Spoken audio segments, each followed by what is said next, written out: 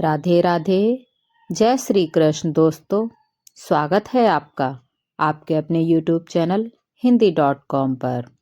दोस्तों, अगर आप हमारे चैनल पर नए हैं तो हमारे चैनल हिंदी.com को सब्सक्राइब ज़रूर कर लें और बेल आइकन को ज़रूर दबा लें। आज के इस वीडियो में हम गणेश जी की कथा का श्रवण करेंगे। एक बार की बात है कि गणपति गणेश जी ने विचार करके एक बालक का रूप धारण किया और एक चमचे में थोड़ा सा दूध और चिमटी में थोड़े से चावल लेकर खीर बनवाने के उद्देश्य को लेकर चल पड़े। जहां वे जाते यही कहते, कोई मेरी खीर बना दे, कोई मेरी खीर बना दे। ये कहते हुए वह एक वृद्धा के पास पहुंचे। वृद्धा ने कहा, ठीक है बेटा, लाओ, मैं बना देती हूँ तुम्हारी खीर। वृद्धा ने लिया और बर्तन में खीर चढ़ाने लगी। तब गणेश जी ने कहा, बूढ़ी माँ, इसमें मत बनाओ, आपके घर में जो सबसे बड़ा बर्तन हो उसमें बनाओ। उसने अपने घर का सबसे बड़ा बर्तन लिया और उसमें खीर चढ़ा दी। खीर बनते बनते वह बर्तन पूरा भर गया और वृद्धा ये देखती रह गई, आश्चर्यचकित हो गई। गणेश जी ने कहा, बूढ़ी माँ, मैं अभी स्नान करके आता हूँ, तब तक तुम खीर तैयार करो। गणेश जी स्नान करने चले गए। थोड़ी देर में खीर बन गई। ये देख वृद्धा के नाती पोते जिद करने लगे कि हमें तो खीर खानी है। तब वृद्धा ने सोचा, सर्वप्रथम तो गणेश जी को भोग लगाना है। अतः उनसे थोड़ी सी खीर ले ली और अग्नि में डालकर हाथ जोड़ लिए और सभी को खीर खिला दी। यह सब वृद्धा के पास रहने वाली स्त्री ने देख लिया। वृद्धा की दृष्टि उस पर पड़ी तो उसने सोचा, यह स्त्री चुगली कर सकती है। अतः वह एक कटोरा खीर उसे भी दे आई। वृद्धा की बहू ने चुपचाप एक कटोरा खीर खाई और कटोरे को चक्की के पीछे छिपा दिया। गणेश जी अब तक आए नहीं थे, तभी वृद्धा को भी भूख लगाई। उसने भी एक कटोरा खीर भरी और गणेश जी को भोग लगाने का नाम लेकर छिपकर खीर खाने लगी। तभी गणेश जी आ गए। उसे देखकर वो बोली, आजा रे गणेश, खीर बन गई। कहाँ चला गया था? आ, खीर खा ले। ये सुनकर वह बोले, बूढ़ी माँ, मेरा पेट तो भर गया, मैंने तो खीर खा ली। ये सुनकर वृद्धा ने आश्चर्य से कहा, कब खा ली? गणेश जी बोले, मैंने तभी खा ली थी जब तेरे नाती पोते, पड़ोसन और तेरी बहू ने खीर खाई। वृद्धा सक पकाकर बोली, बात तो ठीक है बेटा, लेकिन ये बात गलत है। मेरी बहू का नाम मत ले, वह तो सुबह से काम में लगी हुई है, उसने कब खीर खा ली? ये सुनकर गणेश जी ने कहा, अरे बूढ़ी माँ, जाकर देख ले, चक्की के पीछे झूठा कटोरा पड़ा है, उसी में तेरी बहू ने खीर खाई है। बूढ़ी माँ, बस तूने ही मेरा भोग लगाया है। वृद्धा ने कहा, ठीक है बेटा, अब घर की बात है, बाहर नहीं जानी चाहिए। ये बता, इतनी सारी खीर बची है, इसका क्या करना है? तब गणेश जी ने कहा, सारे नगर को खीर खिला दे। वृद्धा ने वैसा ही किया। सभी को खीर खाने को बुलाया। सभी उसका मजाक बनाने लगे कि खुद के खाने का तो पता नहीं और ये पूरे नगर को खीर खिलाएगी। लेकिन लोग आते गए और खाते गए, तब भी वो बर्तन खाली न हुआ। ये बात फैलते फैलते राजा के कानों तक पहुंची तो उसने वृद्धा को बुलवाया और कहा, वह बर्तन तो राजमहल में होना चाहिए जो सभी को भोजन करवा रहा है। वृद्धा ने कहा, ठीक है, तो आप बर्तन ले जाओ। वह बर्तन राजमहल में मंगवा लिया गया, लेकिन महल में आते ही उस बर्तन में खीर के स्थान पर सांप बिच्छू दिखाई देने लगे। तब राजा ने कहा, जा बुढ़िया, इसे ले जा, ये मैं तुझे देता हूँ। ये सुनकर वृद्धा बोली, राजा, आप देते तो इसे पहले मुझे देते, लेकिन यह तो मुझे गणेश जी ने दिया है। और वह बर्तन वापस लेकर अपने झोपड़ी में आ गई। घर पर आते ही वह वापस खीर से भर गया। वृद्धा ने गणेश जी से कहा, अब क्या करूं? इतनी खीर बची हुई है। तब गणेश जी ने कहा, अपने घर के पीछे गाड़ दे। सुबह तुम्हें वहां पर धन के 2 बर्तन मिलेंगे। और गणेश जी चले गए और जाते जाते उन्होंने उसकी झोपड़ी में एक लात मारी, जिससे वो झोपड़ी महल में बदल गई। वृद्धा ने उस बर्तन को गाड़ दिया। सुबह बहू ने सभी जगह खोदी, लेकिन धन नहीं मिला। तब बहू ने कहा, सासू जी, आपके गणेश जी तो झूठे हैं। ये सुनकर वृद्धा बोली, बहू, मेरा गणेश झूठा नहीं है, ला मैं खोदती हूँ। वृद्धा ने मात्र एक सुई ली और खोदा तो 2 बर्तन धन के निकल आए। तब उसने कहा, बहू, गणेश जी अच्छी भावना को देखते हैं, न कि लालचीपन को। अतः अपनी भावना स्वच्छ होनी चाहिए, तभी अच्छा कार्य होता है। बुरी भावना गंदी नीयत बुराई को ही जन्म देती है। राधे राधे। अब गणेश जी की दूसरी कहानी। एक बार की बात है कि एक बहू अपनी सास से बहुत परेशान थी। उसकी सास उसे भरपूर काम करवाती थी, लेकिन खाना पीना ठीक से नहीं देती थी। बहू इस आदत से परेशान रहती थी।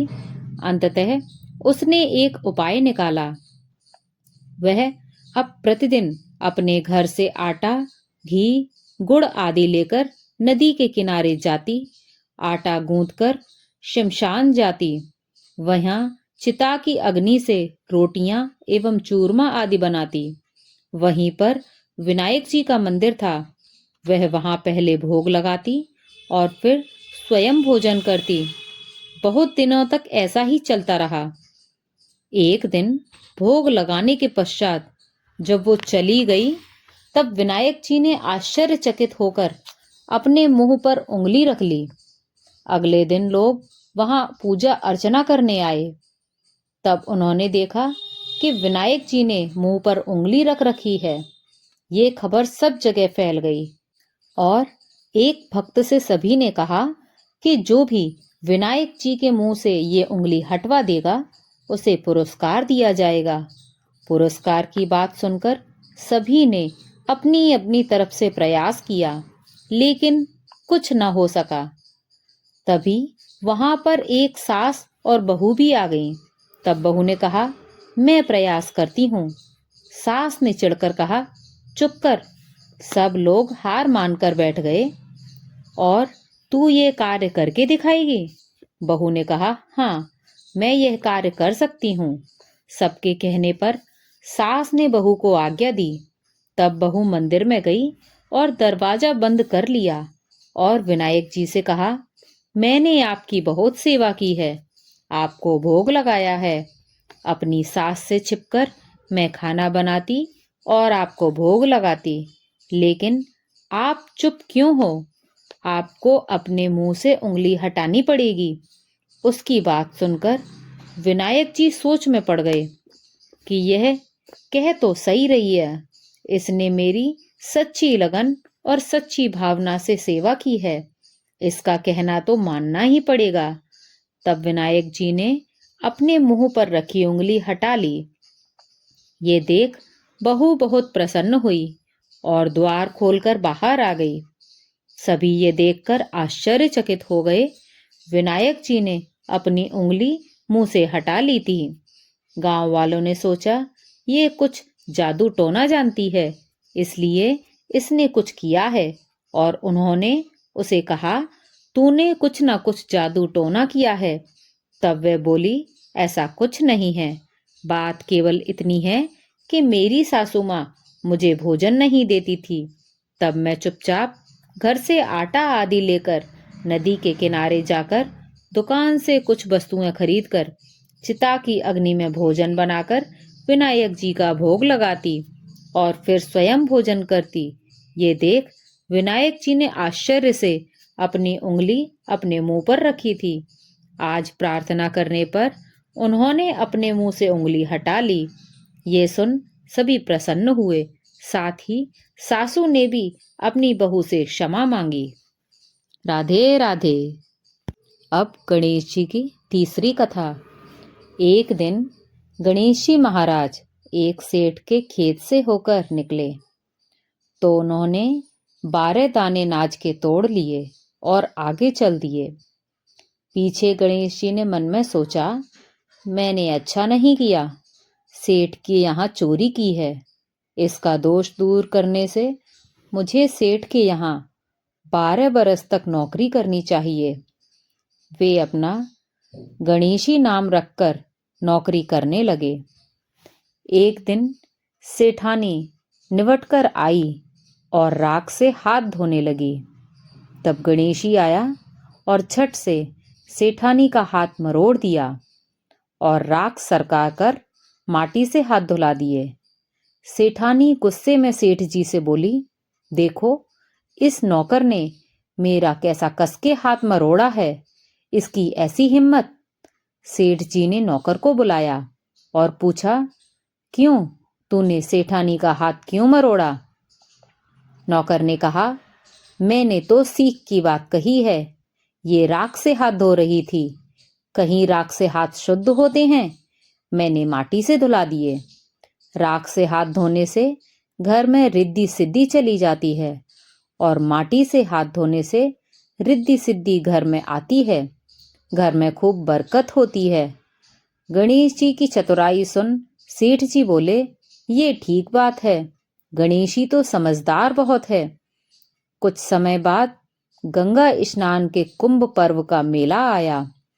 सेठ जी ने गणेशी से कहा, जा सेठानी को गंगा स्नान करा ला।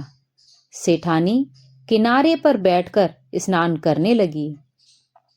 गणेशी घसीट कर बीच में ले जाकर गंगा स्नान करा दिया, गोता लगा दिया। सेठानी ने घर आकर सेठ जी से कहा कि इसने इतने लोगों के सामने मेरी बेइज्जती की है। सेठ जी ने गणेशी को बुलाकर पूछा। वह बोला, ये गंगा किनारे बैठकर स्नान कर रही थी। किनारे पर बैठकर कोई गंगा स्नान किया जाता है? बीच दहार में नहाने से राजपाट मिलता है। सो नवा लाया। एक दिन घर में हवन हुआ। सेठ जी के कहने पर गणेशी सेठानी को हवन में बैठने को बुला लाया। सेठानी ने काले रंग के वस्त्र पहन रखे थे तो गणेशी ने वो चुनरी फाड़ दी और बोला, हवन में काले वस्त्र पहनकर नहीं बैठते, लाल वस्त्र पहनकर चलो। अब तो सेठानी मारे गुस्से के रूठ के बैठ गई। सेठ जी आए और बोले, क्यों रूठी हो, क्या बात है? वह बोली, गणेशी ने मेरे वस्त्र फाड़ दिए, मेरी बेइज्जती की है। आयो गणेश जी झट से बोला, ये काले वस्त्र पहनकर आ रही थी, सो मैं लाल पहना कर लाया हूं। शुभ काम में काले वस्त्र पहनने से बाधा आती है, बरकत चली जाती है। सेठ जी ने गणेशी की बुद्धि की प्रशंसा की। सेठ सेठानी पूजा करने लगे। तभी पंडित जी बोले, अरे मुझे ही गणेशी मानकर विराजमान कर दो, तुम्हारा सब काम सफल हो जाएगा। तब तो सेठ जी गुस्सा में भर गए और बोले, अब तक तू सेठानी से ही मस्करी करता था, अब तू मुझसे भी करने लग गया। गणेशी बोला, मैं मस्खरी नहीं करूं, सच बात कहूं। ये कहते ही गणेशी ने झट अपनो गणेशी को रूप धर लिया। अब तो सेठ सेठानी ने गणेशी की खूब पूजा की। पूजा खत्म होते ही गणेशी अंतर्ध्यान हो गए। ये देख सेठ सेठानी बहुत पछताने लगे और बोले, हमें बहुत धोखा हुआ। हमारे घर में गणेशी महाराज खुद रहे और हमारे सब काम किए। उन्हें दुखी देख गणेशी ने रात को स्वप्न में कहा, मैंने तेरे खेत में से 12 दाने गेहूं के चुराए थे, तो मुझे दोष लगा था। दोष मिटाने की खातिर मैं तेरे यहाँ 12 वर्ष तक नौकर बनकर रहा। अब तेरे खूब धन होगा, सेठानी के करोड़ों की माया होगी, खूब नौकर चाकर होंगे, हाथी घोड़ा होंगे। हे गणेश जी महाराज, जैसे आपने सेठ सेठानी को दिया और सभी पर अपना कृपा दृष्टि हमेशा बनाए रखना। राधे राधे। अब गणेश जी की चौथी कथा। एक अंधी बुढ़िया थी, उसके एक बेटा और बहू थे। बुढ़िया बहुत गरीब थी, वो हमेशा गणेश जी की पूजा किया करती थी। एक दिन प्रसन्न होकर गणेश जी बुढ़िया से बोले, बुढ़िया माँ, तू जो चाहे सो वर मांग ले। बुढ़िया बोली, मुझसे तो वर मांगना नहीं आता, कैसे और क्या वर मांगूं? तब गणेश जी बोले, तू अपने मन में विचार करके कल आकर मांग लेना। तब बुढ़िया खुशी खुशी अपने घर आई और बेटा से कहने लगी, आज गणेश जी मुझसे कह रहे थे कि तू जो चाहे सो वर मांग ले। बता बेटा, मैं क्या मांगूं? बेटा ने कहा, धन मांग ले। फिर बहू से पूछा, बहू ने कहा, नाती मांग लो। तब बुढ़िया ने सोचा कि ये दोनों तो अपने अपने मतलब की चीज मांग रहे हैं। तब बुढ़िया ने पड़ोसन से पूछा, तो पड़ोसन ने बुढ़िया से कहा, तू तो थोड़े दिन की है, धन का क्या करेगी और नाती क्यों मांगे? तू तो अपने दीदा घोड़ा मांग ले, जिससे तेरी जिंदगी आराम से कट जाए। बुढ़िया ने पड़ोसन की बात भी नहीं मानी और घर आकर सोचने लगी कि जिसमें बेटा बहू राजी हों वो भी मांग लूं और अपने मतलब की चीज भी मांग लूं। जब वो दूसरे दिन गणेश जी की पूजा करने लगी तो गणेश जी आए और बोले, बुढ़िया माँ, बोल क्या मांग रही है? जो चाहे सो मांग ले। झट से बुढ़िया बोली, यदि आप प्रसन्न हैं तो मुझे 9 करोड़ की माया दें, निरोगी काया दें, दीदा घोड़ा दें, नाती पोता दें, जमाई देवता दें, भाई भतीजे दें और सब परिवार को खूब सुख दें, अंत में मोक्ष दें। तब गणेश जी बोले, बुढ़िया माँ, तूने तो हमें ठग लिया। खैर, जो तूने मांगा है वो सब तुझे मिलेगा। ये कहकर गणेश जी अंतर्ध्यान हो गए और बुढ़िया माँ को मांगे अनुसार सब कुछ मिल गया। हे गणेश जी महाराज, जैसे आपने उस बुढ़िया को सब कुछ दिया वैसे हम सबको भी देना। कहते सुनते हुंकार भरते हमारे सारे परिवार को सब सुख देना। राधे राधे। गणेश जी की 5वीं कथा। एक ब्राह्मण था, वह रोजाना सुबह जल्दी उठकर पहले तो गंगा स्नान करता था, फिर गणेश जी की पूजा किया करता था। ये बात उसकी पत्नी को अच्छी नहीं लगती थी। वह गुस्सा होती और कहती कि अब मैं कैसे घर की सफाई करूं और कैसे घर का अन्य काम करूं? आप तो बीच में ही बैठ गए हो। परंतु वह तो पूजा ही करता रहा, उसका कहा कुछ नहीं सुनता था। एक दिन ब्राह्मण गंगाजी स्नान करने गया। पीछे से उसकी पत्नी ने गणेश जी की मूर्ति को छिपाकर एक तरफ पटक दिया। जब ब्राह्मण लौटकर घर वापस आया तो उसने अपनी पत्नी से पूछा कि मूर्ति कहाँ है। उसने कहा, मुझे क्या पता मूर्ति कहाँ है। ये सुन ब्राह्मण ने सब खाना पीना छोड़ दिया और रोने लगा। गणेश जी की मूर्ति ने जब ये पति पत्नी का झगड़ा देखा तो वह हंसने लगी। तब ब्राह्मणी बोली, वह पड़ी आपकी मूर्ति, उठा लो उसे। तब ब्राह्मण ने उस मूर्ति को उठाकर उसकी पूजा की। इस पर गणेश जी बहुत प्रसन्न हुए और ब्राह्मण से बोले, तू जो चाहे वर मांग ले। ब्राह्मण बोला, यदि आप प्रसन्न हैं तो मुझे खूब धन दौलत और दुनिया भर का सब सुख दो। तब गणेश जी ने उस ब्राह्मण को खूब धन दौलत दे दिया। अब तो वह ब्राह्मण खूब आनंद से सुख भोगने लगा और गणेश जी का खूब अच्छा मंदिर बनवा लिया। जिसमें वह बैठा बैठा पूजा करता रहता था। अब तो उसकी स्त्री भी गणेश जी की खूब सेवा पूजा करने लगी। हे गणेश जी महाराज, जैसे आपने उस ब्राह्मण को खूब धन दौलत दी, वैसे सबको देना। राधे राधे। गणेश जी की अगली कथा। एक मालिन थी, उसका एक 4 वर्ष का बेटा था। मालिन का पति मर गया था। मालिन की सास, बहू और नाती इन दोनों को बहुत दुख देती थी। एक दिन सास ने बिना किसी कसूर के बहू और नाती दोनों को घर से बाहर निकाल दिया। वे दोनों 2 दिन तक घर के बाहर बैठकर खूब रोते रहे, परंतु सास ने उन्हें घर में घुसने नहीं दिया।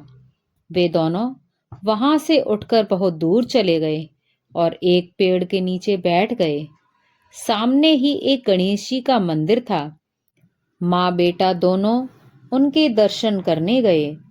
गणेश जी के दर्शन करने बहुत आदमी आते, खूब भीड़ रहती, सबको खूब प्रसाद मिलता था। माँ बेटा दोनों प्रसाद खाकर पेट भर लेते। वे दोनों वहीं पेड़ के नीचे रहने लगे और गणेश जी की खूब पूजा सेवा करने लगे। दोनों में खूब भक्ति हो गई। एक दिन मालिन ने मन में सोचा कि यहाँ इतने लोग गणेश जी के दर्शन करने आते हैं, यदि हम यहाँ फूल प्रसाद और पूजा की सामग्री बेचें तो खूब पैसा कमा लेंगे। दोनों माँ बेटा ने दुकान खोल ली। खूब बिक्री होने लगी, खूब पैसा आने लगा। नौकर भी रख लिया। अब तो मंदिर के पास खूब बड़ा मकान बनवा लिया। उसमें कई दुकानें भी बन गईं। कई नौकर और मुनीम रख लिए। नौकर खूब बिक्री करने लगे। मालिन दिन भर गणेश जी की सेवा में लगी रहती और सब नौकरों के ऊपर निगाह रखती थी। मालिन ने अपने लड़के को पढ़ने के लिए स्कूल भेज दिया। वहां राजा का लड़का भी पढ़ता था। उन दोनों में गहरी दोस्ती हो गई। मालिन का लड़का राजा के घर भी जाने लग गया। यह बहुत सुंदर भी था। राजा की एक कुंवारी लड़की थी। उसने मालिन के लड़के को देख अपनी भौजाई से कहा, मैं तो इस लड़के से शादी करूंगी। तब भौजाइयों ने राजकुमारी को बहुत समझाया कि तुम राजा की लड़की हो और वह मालिन का लड़का है, इससे अपनी इज्जत चली जाएगी। राजा यह बात सहन नहीं करेंगे। राजकुमारी ने कहा कि मैं शादी करूंगी तो इसी लड़के के साथ करूंगी और किसी से नहीं करूंगी। वो जिद पर अड़ गई। तब भाभी ने राजा रानी दोनों को राजकुमारी की शादी की सब बात बता दी। ये सुन राजा ने राजकुमारी का विवाह उस मालिन के लड़के के साथ खूब धूमधाम से कर दिया और खूब दान दहेज देकर बेटी को विदा कर दिया। मालिन बेटा बहू को खूब दान दहेज के साथ आते देख बहुत खुश हुई और मंदिर में ले जाकर बेटा बहू से गणेश जी की ढोक लगवाई। अब तो गणेश जी की प्रतिष्ठा और बढ़ गई। तमाम आदमी दर्शन को आने लगे। मालिन के खूब ठाट बाट हो गए। खूब आनंद मंगल होने लगे। उधर मालिन की सास बहुत दुखी रहने लगी। खाने को घर में कुछ भी नहीं रहा। तब एक दिन वह रोती रोती अपने नाती के पास आई और बोली, मुझे नौकरी पर रख लो, खाली रोटी कपड़ा दे देना, मैं तुम्हारे घर के सारे काम किया करूंगी। नाती दादी को पहचानता नहीं था और दादी नाती को पहचानती नहीं थी। मालिन जब पूजा पाठ करके उठी तो वह घर में अपनी सास को काम करते देख आश्चर्य करने लगी। वह बोली, तुम ये मत करो, तुम यहाँ कैसे आई हो? सास बोली, मुझे सेठ ने रोटी कपड़ा पर नौकरी पर रखा है, घर के सब काम करूंगी। मालिन बोली, ये अपना मकान है, वे सेठ तुम्हारा नाती है, यह नतबहू है। तुमने तो हम दोनों को भूखे प्यासे घर से निकाल दिया। हमारी लाज गणेश जी ने रखी है। ये सब वैभव उनकी कृपा का फल है। यह वैभव देखकर सास बहुत शर्मिंदा हुई और बोली, मैंने अपनी करनी का फल भोग लिया है। मालिन सास से बोली, अब आप यहीं रहो, नाती का सुख देखो। सास बहू के पास रहने लगी। हे गणेशी महाराज, जैसा आपने मालिन की बहू और मालिन के बेटे को खूब धन दौलत ऐश्वर्य दिया, वैसे सबको देना। कहते सुनते हुंकार भरते सब पर अपनी कृपा दृष्टि बनाए रखना। बोलो जय गणेश भगवान की। राधे राधे। दोस्तों, आशा करती हूँ कि ये कथाएं आपको पसंद आई हों। ऐसी और कथाएं सुनने के लिए आप हमारे चैनल hindi.com को सब्सक्राइब ज़रूर कर लें और बेल आइकन को दबा दें। और वीडियो अगर पसंद आई हो तो वीडियो को लाइक करें और कमेंट में श्री गणेशाय नमः ज़रूर लिखें। धन्यवाद।